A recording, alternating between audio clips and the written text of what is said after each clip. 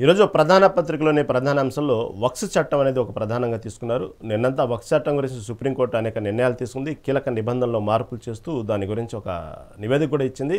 దానికి సంబంధించి మరింత విశ్లేషణ ఇవ్వడానికి మనతో పాటు సిద్ధంగా ఉన్నారు ప్రముఖ విశ్లేషకులు పులపాటి లక్ష్మణ్ గారు.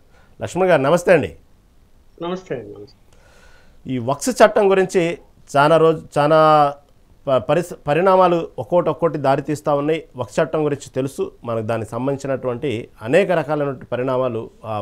వక్సాస్తులు ఎవరికి సొంతం కావాలి, వక్సాస్తులు దీని గురించి ఎవరు దేనికి అర్హులు అనేటువంటి విషయాల్లో గతంలో విప్లవం ఉంది. దీనికి సంబంధించి సుప్రీంకోర్టు ఈరోజు దానికి సంబంధించి కొన్ని కీలక వ్యాఖ్యలు చేసింది. ఎవరైతే ఇస్లాంని 5 ఏళ్ళు అనుసరిస్తారో వాళ్ళకే చెందాలి వక్సాస్తులు, ఇవాళంటే అనేక విషయాలు కీలక నిబంధనలు నిలిపివేయడం జరిగింది. ఓవరాల్గా ఈ వక్స్ చట్టం గురించి సుప్రీంకోర్టు చేసిన వ్యాఖ్యల గురించి చెప్పుకోవాలంటే మనం ఏం చెప్పుకోవచ్చు? ప్రధానంగా దీనికి సరైన విశ్లేషణ అయిందనుకున్నాం. అంటే ఈ చట్టము బ్రిటిష్ కాలం నాటిది. తర్వాత దానికి అమెండ్మెంట్ చేసింది కాంగ్రెస్ ప్రభుత్వం వచ్చిన తర్వాత అధికారంలోకి. అయితే ఏమిటంటే అప్పట్లో, ఇప్పుడంటే భూమి విలువ పెరిగింది, ఈ భూమి నాది, ఈ భూమి వారసుల నుంచి వచ్చింది, ఇవన్నీ ఉన్నాయి. కానీ అప్పట్లో అవన్నీ ఏమి లేవు. ఈ భూమి ఎక్కడో ఖాళీ ఉంది, ఇది ఒక భూమిగా దీన్ని ప్రకటించేస్తాము అని చెప్పి ప్రకటన చేసుకోవటము, దాన్ని నోటిఫై చేయడము, అలా చేసుకుంటూ వస్తున్నారు. అయితే ఏంటంటే అది మతపరమైనటువంటి అంశం కాబట్టి దానికి సంబంధించినటువంటి చట్టం సపరేట్గా రావటము. సో ఒక భూమిలో చట్టం ఏమిటంటే అసలు అవి కొనడానికి అమ్మడానికి వీలలేదు. అది కేవలం మైనారిటీల యొక్క సంక్షేమానికి ఉపయోగించాలి తప్ప అది కొనడానికి అమ్మడానికి లేదు. కాకపోతే ఏంటంటే లీజు పేరుతో లీజుకి ఇవ్వటం, ఒక 20 సంవత్సరాలు కానీ 30 సంవత్సరాలు కానీ భూములు. ఇప్పుడు ఇవాళ భూములు వాల్యూ పెరిగిన తర్వాత అనేక మంది చేతుల్లో, అంటే అది ఒక మతపరంగా కాదు, అందరి చేతుల్లో ఆ భూములు ఇరుక్కుపోయాయి, అంటే లీజు పేరుతో. కానీ మనం వాటి యొక్క విలువ చూసినప్పుడు చాలా తక్కువ. ఒక పెద్ద బిల్డింగ్ ఉంటుంది, నెలకు ₹1,00,000 రెంట్ ఇచ్చేటువంటి బిల్డింగు, అది ఎంత ఉంటుందంటే మీరు మనం చెప్తే ఆశ్చర్యపోతారు మీరు. 500,000 ఉంటుంది. సో ఇది అనుభవిస్తున్నారు అట్లా ఎప్పటి నుంచో. మరి అది ఇప్పుడు చట్ట రూపకల్పన ఏమిటి? అది ముస్లిం మైనారిటీల సంక్షేమానికి ఉపయోగపడాలి ఫ్యూచర్లో అని దాన్ని ఇయర్ మార్క్ చేశారు. సరే, అప్పట్లో చేయటంలో తప్పులు ఉండొచ్చు, పొరపాటు ఉండొచ్చు. ఏదో చెప్పారు కదా, ఉత్తరప్రదేశ్లో ఒక విలేజ్లో ముస్లిమ్స్ లేకపోయినా కూడా ఆ విలేజ్ దగ్గర ఉన్న భూములన్నీ కూడా ఒక బోర్డు కింద రిజిస్టర్ అంటే ఒక బోర్డు కింద డిక్లేర్ అయి ఉన్నాయి. ఒక ముస్లిం కూడా లేని ప్రాంతంలో కూడా భూములు ఇచ్చేశారు అప్పట్లో అనేది కూడా వచ్చింది. సరే, అప్పుడు పరిస్థితులు ఎలా ఉన్నాయో, అక్కడ ఎవరైనా ఉన్నారో లేరో, ఇప్పుడు పరిస్థితులు వేరు. ఆనాటి పరిస్థితులు అలా జరిగింది. ఈ చట్టంలో సుప్రీంకోర్టు ఏంటంటే ఈ కొన్ని నిబంధనలు పెట్టినప్పుడు, మళ్ళీ ఇప్పుడు 2025 వక్ఫ్ చట్టాన్ని ఆమోదించింది పార్లమెంటు. ఆమోదించిన తర్వాత చాలా మంది, ఒక 70 మంది పైగా సుప్రీంకోర్టులో రిట్ పిటిషన్లు వేశారు. ఇది మాకు అన్యాయం జరుగుతుంది ముస్లిం మైనార్టీలకు, ఈ చట్టం రాగలిగితే అని. ఎందుకు అందులో అలా చెప్పారు అంటే, ఈ వక్ఫ్ బోర్డుకు కమిటీ ఉంటుంది. ఆ కమిటీలో హిందువులకు కూడా అవకాశము ఇచ్చారు. అలాగే దానికి సంబంధించిన అధికారి ఎవరు ఉండాలి? ప్రభుత్వ అధికారి ఉండాలి. ప్రభుత్వ అధికారి అంటే కనుక ఎవరైనా ఉండొచ్చు, దాని ఏ మతస్థుడైనా ఉండొచ్చు, అది ప్రభుత్వ అధికారి కాబట్టి. సో దాని విషయంలో కూడా ఏంటంటే మైనారిటీ అధికారే ఉండాలి, ఇట్లాంటివన్నీ కొన్ని అడిగారు. సుప్రీంకోర్టు కొన్ని ఒప్పుకుంది, కొన్ని అంగీకరించలేదు. సరే, అది కూడా ఇప్పుడు కూడా టెంపరవరీగా ఇచ్చింది తప్ప ఇంకా సంపూర్ణమైన జడ్జిమెంట్ రాలేదు. ఇంకా పూర్తిగా చట్టం మీద ఇంకా విచారణ చేయాల్సి ఉంది. పరిరక్షణకు ఈ చట్టం ఉపయోగపడాలి. అంతే కదా, వేల కోట్లు విలువ చేసి కాదు, లక్షల కోట్లు విలువ చేసేటి వారు భారతదేశంలో ఉన్నాయి. వాటిని పరిరక్షించాల్సిన బాధ్యత ప్రభుత్వాలదే. రాష్ట్ర ప్రభుత్వాలు, కేంద్ర ప్రభుత్వం. కేంద్ర వక్ఫ్ బోర్డు చట్టం ఉంది, రాష్ట్ర చట్టం ఉంది. అందువలన సుప్రీంకోర్టు చాలా, ఎందుకంటే వేల కోట్ల ఆస్తులు ఉన్నాయి, 1 లక్షల కోట్ల ఆస్తులు ఉన్నాయి కాబట్టి చాలా జాగ్రత్తగా ఆ యొక్క చట్టాన్ని పరిశీలించిన తర్వాత ఉమ్, మరి ఎందుకు ముస్లిమ్స్ ఇప్పుడు ఆ చట్టంలో ఏమిటంటే ముస్లిం మతం అతను ముస్లింగా 5 సంవత్సరాల నుంచి ఉండాలి, ఉంటేనే అతనికే రెంట్కి ఇవ్వాలి, లీజ్కి ఇవ్వాలి, అతనే అతనికి ఉపయోగపడే అంటే అతనంటే ఆ కమ్యూనిటీ కూడా ఉపయోగపడుతుంది అనే పద్ధతిలో పెడితే అలా అవకాశం, అలా ఎందుకు నిబంధన ఇప్పుడు రాజ్యాంగం ప్రకారము మతంలో ఉన్నటువంటి వ్యక్తులు రాజ్యాంగ పరంగా డిక్లేర్ అవుతారు, హిందువులు కానీ ముస్లిమ్స్ కానీ ఇతర మతస్థులు కానీ. అవును మళ్ళా దానికి పీరియడ్ పెట్టడం కరెక్ట్ కాదు అవును అనేది కోర్టు అభిప్రాయపడింది, దాన్ని తీసేసింది. అవును ఆ నిబంధన ఆయన అవసరం ఏముంది, మైనారిటీ మైనారిటీ అదే. కష్టాలు మళ్ళా 5 సంవత్సరాలు అనేది ఎందుకు పెట్టారు ఉమ్, అని.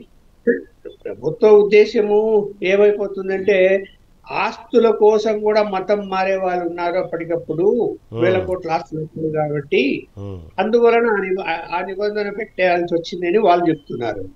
చూడాలి ఇంకేం జరుగుతుంది అనేది, ఇప్పుడు అమలు చేసే విషయంలో ఏం జరుగుతుంది, ఎలా ఆస్తులు కాపాడగలుగుతారు.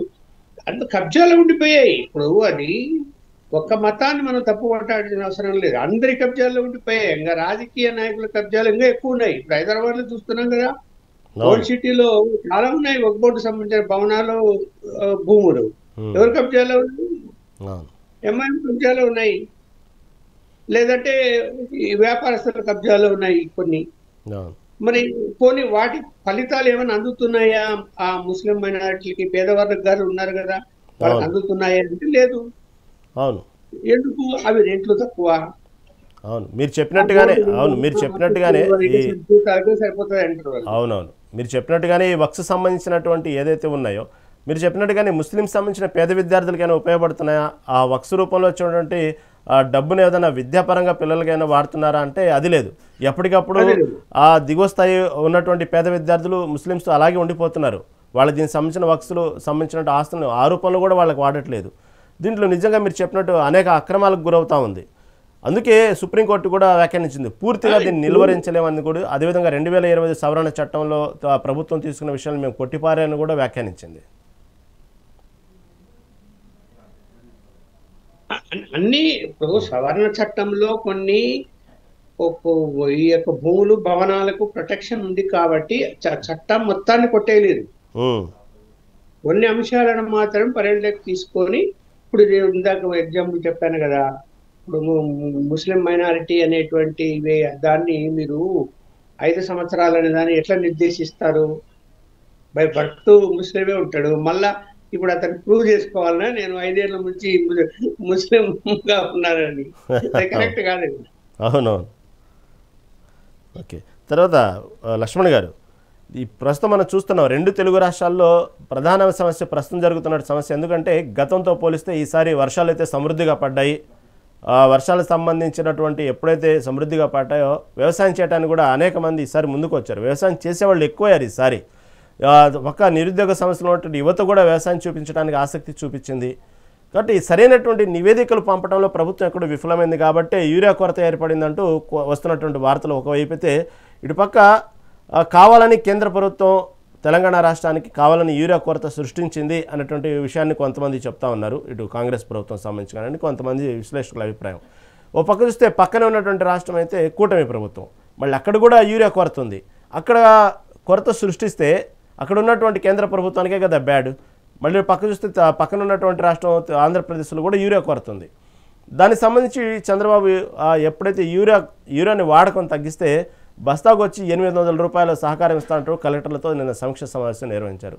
ఎందుకంటే ఎక్కడైతే యూరియా వాడకానికి కేంద్రం సహకరిస్తుందో ఆ నిధులని మేము అవసరమైతే బస్తాకు వచ్చి 800 రూపాయల రైతులకు ఇస్తామంటూ కూడా వ్యాఖ్యానించడం జరిగింది చంద్రబాబు. ఈ యూరియా కొరతని తగ్గించడానికి అనేక రకాల జరుగుతున్నప్పటికీ కూడా యూరియా వాడకం తగ్గటం విషయంలో అయినప్పటికీ కూడా యూరియా కోసం ఈ విధంగా బారులు తీరుంటున్నారు ప్రజలు. దానికోసం రైతులు అయితే ఎదురు చూస్తూ ఉన్నారు. దీన్ని యూరియా వాడకం తగ్గించడానికి ఎలాంటి ప్రణాళికలు తీసుకుంటే మంచిది? ఓ పక్క చంద్రబాబు ఇచ్చినటువంటి రాయితీని బట్టి యూరియా వాడకం తగ్గిస్తారా రైతులు? దీన్ని ఎలా తీసుకోవాలి? యూరియా కొరత ప్రధాన సమస్య ఏంటి? నిజంగానే అనుకున్నట్టు కేవలం తెలంగాణలోనే యూరియా కొరతను సృష్టించారా కేంద్ర ప్రభుత్వం? ఓ పక్క కూటమి ప్రభుత్వం, పక్కన ఉన్నటువంటి ఆంధ్రప్రదేశ్లో కూటమి ప్రభుత్వం కూడా అక్కడ యూరియా కొరత ఏ విధంగా ఏర్పడింది? దీనికి ఏ విధంగా చూడొచ్చు? యూరియా కొరత అనేది గతంలో ఎప్పుడు కూడా ఎప్పుడన్నా ఒకసారి మనం విన్నాం, కానీ మామూలుగా అయితే వినలేదు, సఫిషియెంట్ గానే ఉండేది. కానీ ఈసారి ఏమైపోయిందంటే అసలు 100 సంవత్సరాల క్రితం కూడా పడని వర్షాలు ఇవాళ పడ్డాయి. వర్షం పడేసరికి రైతులు ఏం చేస్తున్నారు, ఈ ఇప్పుడు వాటర్ పంపింగ్ చేసుకొని ఆ వాటర్ పెట్టి పండించడం కంటే ఇప్పుడు వర్షాలు పడుతున్నాయి కాబట్టి భారీ వర్షాలు, మనం వరి పంట వేస్తే కనుక బాగుంటుంది అనే ఉద్దేశంతో అందరూ వరి పంటకు డైవర్ట్ అయ్యారు. డైవర్ట్ అయిపోయి విస్తీర్ణత పెరిగింది. సపోజ్ 1,00,000 హెక్టార్లు వేయాల్సి ఉంటే అదే 1,50,000 హెక్టార్లు అయిపోయింది అనుకోండి. ఇప్పుడు వ్యవసాయ శాఖ ప్రణాళిక ఉంటుంది, ప్రతి రాష్ట్రంలో ఉంటుంది, ముందుగానే తెలియజేస్తారు ఇంత యూరియా కావాలి, ఇంత విస్తీర్ణం ఈసారి పంటలు వేయచ్చని ఒక ప్రణాళిక ప్రతి ప్రభుత్వంలో రాష్ట్ర ప్రభుత్వాలన్నీ పంపిస్తాయి కేంద్రానికి.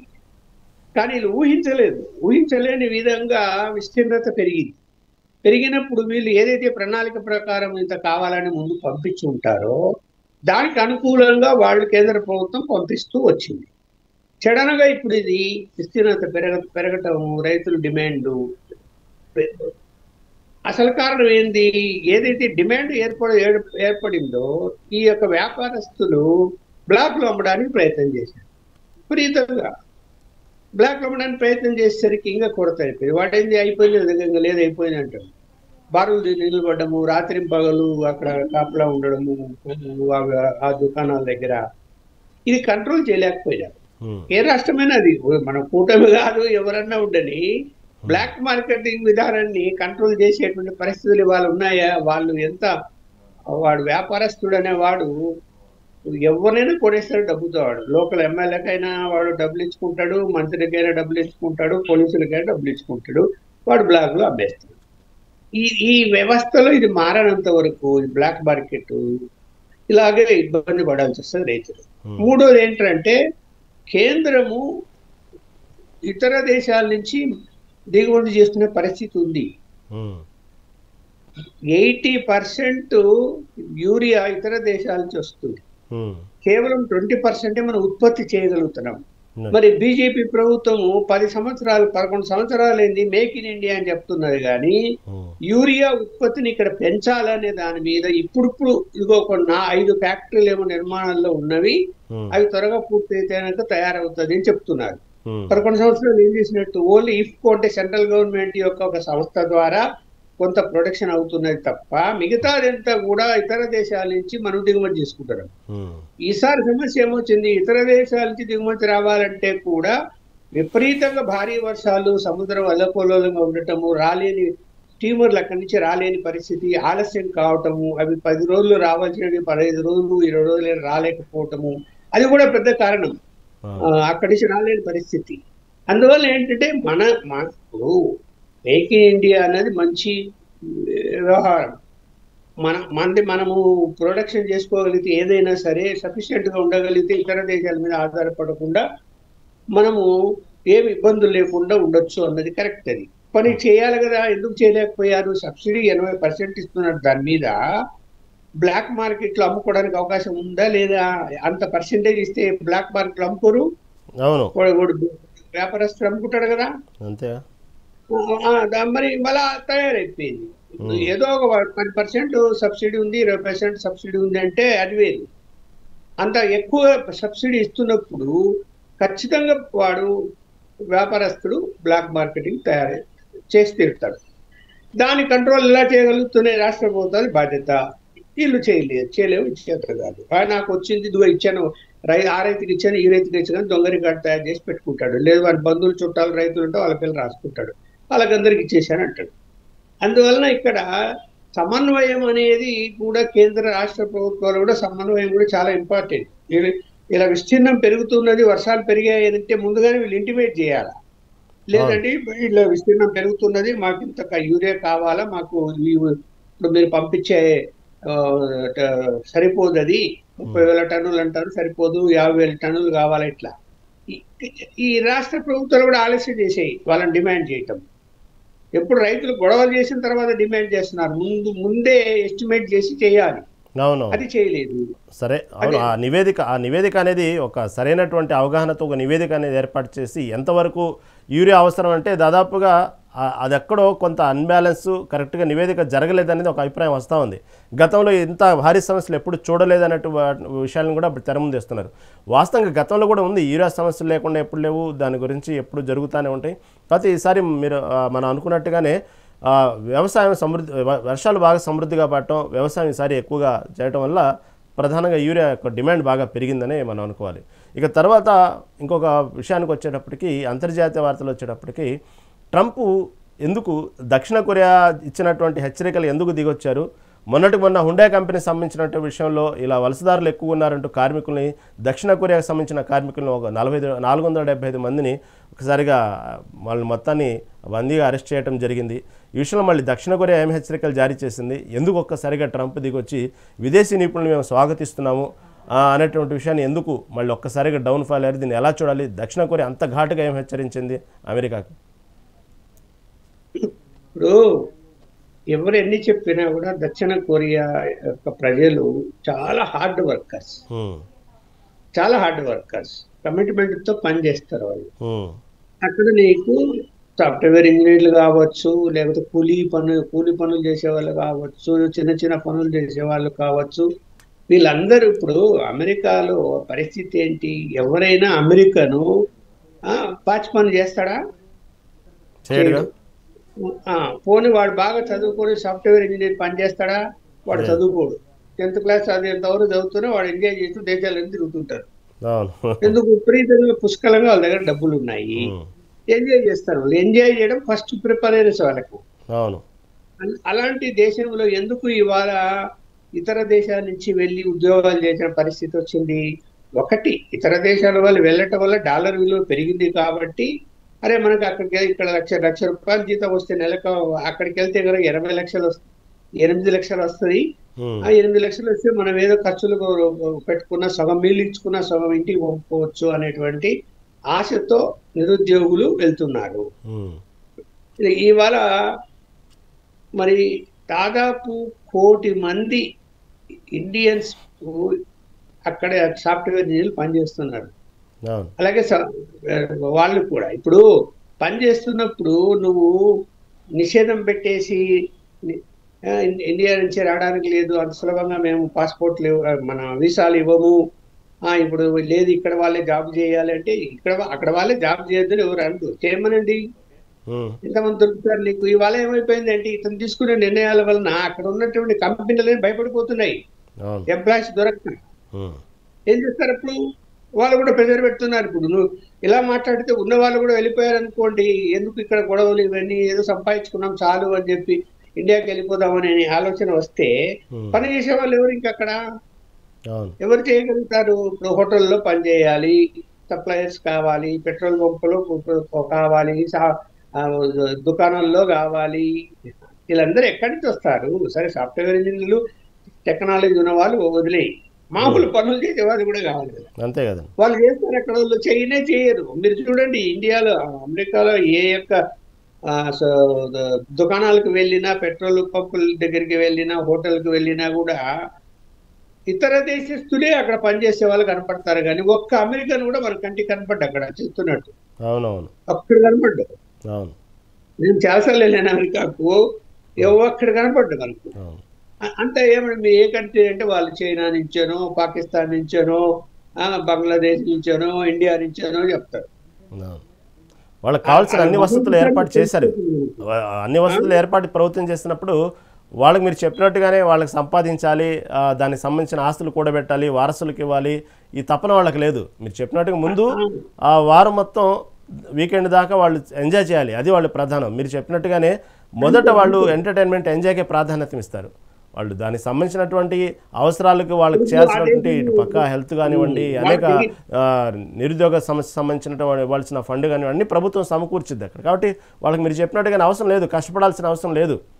ప్రతి విషయంలో ఇక్కడి నుంచి వెళ్ళిన మన భారతదేశమే కాదు, వేరే వేరే దేశాల నుంచి వచ్చిన వాళ్ళు అందరూ అక్కడ అమెరికాలో దానికి సంబంధించినటువంటి వాళ్ళకి కావాల్సిన పనులు చేసుకుంటూ, మీరు చెప్పినట్టుగానే సంపాదన కోసం వెళ్ళండి, ఏమైనా వెళ్ళండి. ఆ మ్యాన్ పవర్ మొత్తం కూడా రకరకాల దేశాల నుంచి వచ్చిన వాళ్ళే అమెరికాలో ఎక్కువ ఉంటారు.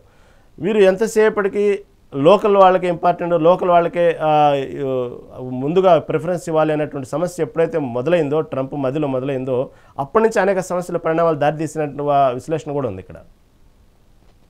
ఇప్పుడు సౌత్ ఆఫ్రికా ఏ దేశాలైనా కూడా కొంతవరకు అంగీకరిస్తాయి, కానీ ఏదైనా కండిషన్లు పెడితే మరి టూ మచ్ గా కండిషన్లు పెడితే తిరుగుబాటు చేయరా? ఏం చేస్తాం? ఇప్పుడు మనం కూడా ఇండియా 50% మనం సుంకాలు విధిస్తే మనం ఏం చేసాము? బాధ్యత నీ దగ్గర కొండ మానేస్తాము, రష్యా నుంచి కొంటున్నాము, రష్యా నుంచి క్రూడ్ ఆయిల్ కొంటున్నాము, నీ దగ్గర క్రూడ్ ఆయిల్ ఆపేసాము కొనకుండా. నష్టం ఎవరికి? వాళ్ళకే, మనకు కాదు. ఇంకా అమెరికా కంటే రష్యా ఇంకా తక్కువ రేటుతో క్రూడ్ ఆయిల్ మనకి ఇస్తున్నది. ఇప్పుడు ఆడికి అది కోపం, రష్యా నుంచి కొంటారా, మీరు కొనటం వల్లనే రష్యా ఉక్రెయిన్ మీద యుద్ధం చేస్తుంది ఈ డబ్బులతో అని మాట్లాడుతున్నాడు. ఏమైనా అర్థం ఉంది దానికి? ఇప్పుడు మనం కొనే డబ్బులతో యుద్ధం చేస్తారా? వాళ్ళకి రష్యా దగ్గర సోర్సెస్ లేవా? ఎకానమీలో 3వ ప్లేస్లో ఉంది కదా, మనం 4వ ప్లేస్లో ఉన్నాం. అవును, ఎట్టకేల దిగొచ్చినట్టున్నారు ట్రంప్. ఈరోజు మన ఇండియాతో వాణిజ్య ఒప్పందాలకు సంబంధించినటువంటి చర్చలు కూడా ఈ రోజు నుంచి మొదలవుతున్నాయి. ఓవరాల్గా అంతా నష్టం మొత్తం దిగినట్టుంది. ఎప్పుడెప్పుడు మోడీని కలవాలనుకుంటున్నారు, మోడీతో మాట్లాడాలని ఉంది అంటున్నారు, భారతదేశంతో నాకు మంచి స్నేహ సంబంధాలు ఉన్నాయంటున్నారు. ఒక్కసారిగా ఏదో పార్ట్ 1 పార్ట్ 2 సినిమాలాగా రకరకాలుగా మాట్లాడేశారు ఒకసారిగా ట్రంప్. ఈ రోజు నుంచి చర్చలు కూడా మొదలవుతున్నట్టున్నాయి, వాణిజ్యపరమైన సంబంధాలు, దానికి సంబంధించిన ఒప్పందాలు కూడా ఏదో జరుగుతున్నట్టున్నాయి ఈ రోజు నుంచి. చర్చలు జరగని ఇప్పుడు మనం కూడా ఏమి శత్రుదేశం కాదు కదా, అమెరికా మిత్ర దేశమే కానీ శత్రుదేశం కాదు. చర్చలు జరపడానికి ఇబ్బంది ఏముంది? కాకపోతే 50% సుంకాలు భరించాలి కదా మనమైనా. అంతే. అందుకే అక్కడ లోకల్గా అక్కడ అమెరికాలో కూడా భారీగా రేట్లు పెరగడం అయిపోయింది. అమెరికన్లు కూడా తిరుగుబాటు మొదలు పెట్టారు ధరలు పెరిగిపోయేటప్పటికి. తన నిర్ణయాల పట్ల అక్కడ న్యాయ వ్యవస్థలు కూడా వ్యతిరేకిస్తున్నాయి. తన శాఖలో ఉన్నటువంటి ప్రతిపక్షాలు కానివ్వండి, మంత్రులు కానివ్వండి, కొంతమంది అంత పెద్ద మార్కెట్, భారీ వ్యవస్థ ఉన్నటువంటి భారతదేశానికి సంబంధించిన మార్కెట్తో ఈ విధంగా పెట్టుకోవడం కూడా ఎంతవరకు కరెక్టు, ఇది చాలా తప్పు చేస్తున్నారు అనే విషయాన్ని కూడా అనేక మంది వెలుబుచ్చటం జరిగింది. మొదట్లో కొంచెం బాగా నషతోనే మాట్లాడినట్టున్నారు ట్రంప్. అయినప్పటికీ కూడా తగ్గను, ఇంకా విధిస్తాను, ముందు సినిమా అన్నట్టు మాట్లాడారు. ఒక్కసారిగా సడన్గా ప్లేట్ తిప్పారు. దాని వెనక ఏంది, ఎక్కడ దానికి సంబంధించిన మోడీ వేసిన పద్మవ్యూహం మొత్తం, అంటే పద్మవ్యూహం అంటే ఇటు పక్క రష్యాతో కానివ్వండి, చైనాతో కానివ్వండి సత్సంబంధాలు పెంచుకుంటూ వాళ్ళతో మాట్లాడినటువంటి సమావేశాలు, ఆ సంబంధించిన వీడియోలు విడుదలైన తర్వాతే ఒక్కసారిగా ట్రంప్ స్వరం మారింది. దీన్ని ఎలా తీసుకోవాలి? భయపడ్డారా? లేకపోతే ఇదంతా మోడీ చేస్తున్న నెట్వర్క్ని ఎక్కడ షాక్ గురయ్యాడు అతను? దాన్ని ఎలా అర్థం చేసుకోవాలి? ఖచ్చితంగా అతను ఉలిక్కి పడ్డాడు. అతని ఉద్దేశం ఏంటంటే, మొదటి నుంచి చైనా మనకు కొంచెం వ్యతిరేకంగా ఉంటది, పాకిస్తాన్ సపోర్ట్ గా చేస్తుంది, ఆఫ్ఘనిస్తాన్ సపోర్ట్ చేస్తుంటది, కాబట్టి అంత సులభంగా భారత్ తో కలవదని అనుకోని ఉంటాడు. రెండోది, రష్యా కూడా మనకు కొంచెం గ్యాప్ ఉంది, రష్యాకు ఇండియాకు కూడా. కాదు, ఇవాళ పరిస్థితులు మారేసరికి మన ప్రధానమంత్రి గారు చైనా వెళ్ళటం, రష్యా వెళ్ళటము, చర్చలు జరపటము, వాణిజ్య పరంగా అంగీకారం చేయటము, అనేక కంపెనీలు ఇక్కడ స్టార్ట్ చేయడానికి అనుమతులు ఇవ్వడము, ఇవన్నీ కూడా స్టెప్ బై స్టెప్ ముందుకు వెళ్ళేసరికి అతను ఆందోళన చెందుతున్నాడు. ఎందుకు అంటే, రేపొద్దున ఎక్కడ ఇండియా ఇప్పుడు ఎకానమీ పరంగా ఇవాళ మనం 4వ ప్లేస్ లో ఉన్నాము. నంబర్ 1 అమెరికా ఉంది, నంబర్ 2 చైనా ఉంది, నంబర్ 3 రష్యా ఉంది, తర్వాత మనం ఉన్నాము. మనము ఎక్కడ ముందుకు వెళ్ళిపోయి ఆర్థికంగా ఇప్పుడు డాలర్ ప్లేస్ లో ఇంకొక డాలర్ తీసుకొస్తారు అనేది కూడా ఆసియా దేశాలన్నీ డిస్కస్ చేస్తున్నాయి అనేది కూడా ఇవాళ పెద్ద చర్చ అయింది. ఎందుకు? అది వాళ్ళ పొగరేమిటంటే అమెరికా డాలర్ మెయిన్, ఆ డాలర్ ఇటు పెంచుకుంటూ పోవడము, ఇతర దేశాలు దానికి అట్రాక్ట్ కావడము, యువత అరే అక్కడికి వెళితే ఎక్కువ జీతాలు వస్తాయి అని చెప్పి వెళ్ళటము, అది కూడా ఒకందుకు మంచిదే. ఇప్పుడు మన దేశ ఎకానమీ కూడా పెరగటం అంటే దాదాపు 1 కోటి మంది మన వాళ్ళు వెళ్ళి అమెరికాలో చదువుకుంటూనూ ఉద్యోగాలు చేసుకుంటూ అక్కడ పనులు చేస్తూ అక్కడి నుంచి రెవెన్యూ ఎక్కడ పోతుంది? ఇండియాకే వస్తున్నది కదా, ఇండియాకే వచ్చిందిగా. వాళ్ళు సగం ఖర్చు పెట్టుకున్నా సగం ఇండియాకే వస్తున్నది అంటే మన ఎకానమీ పెరగడానికి కూడా దోహదపడుతున్నది. అది కూడా అతనికి తెలుసు. ఇక్కడ ఇప్పుడు ఇరు దేశాలకు లాభం ఉంది. మన టెక్నాలజీ వాడుకుంటున్నావు, మనము అక్కడి నుంచి వచ్చేటువంటి రెవెన్యూ మనకు ఉపయోగపడుతుంది. ఇక్కడ జనరేట్ అవుతా ఉంది, ఇక్కడ కూడా సర్క్యులేట్ అవుతుంది కాబట్టి ప్రయత్నం చేస్తే ఎవరు అంగీకరిస్తారు? అదే ఆలోచించారు. మెంటల్ గా ఏదో తిక్కగా నేను నేను శాసించేటువంటి దేశం మాది ఏ దేశాన్ని అంటే ఇవాళ సెకండ్ ప్లేస్ థర్డ్ ప్లేస్ లో ఉండే చైనా రష్యా మనతో సహకరిస్తే ఉమ్, వాణిజ్యపరంగా మనం ఇంప్రూవ్ అయితే ఆ దేశాలకు ఉపయోగము మనకు ఉపయోగమే కదా. అంతే కదండి.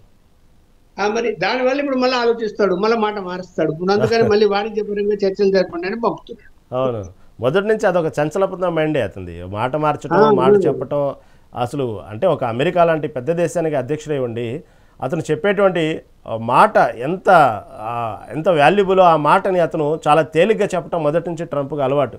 గతంలో మనం చూసాము, కానీ ఏం మార్పు ఏం లేదు. అతను ఎలా అయితే గెలవాలని భారతీయులందరూ కోరుకున్నామో కొన్ని కారణాల వల్ల, స్వప్రయోజనాల వల్ల, కానీ వచ్చినప్పటి నుంచి మొదటి నుంచి భారతదేశానికి ఎక్కువ ఇబ్బందులు గురి చేయడం జరిగింది. అది ఓవరాల్గా ఏమైనా కానీ చక్కటి విశ్లేషణ అందించారు లక్ష్మణ్ గారు. పాల్గొన్నందుకు ధన్యవాదాలండి. రైట్, ఇది ఈనాటి ప్రధాన పత్రికల ప్రధాన అంశాలను మనం ఇప్పటివరకు చర్చించుకున్నాం. చూస్తూనే ఉండండి మెగా 9 టీవీ.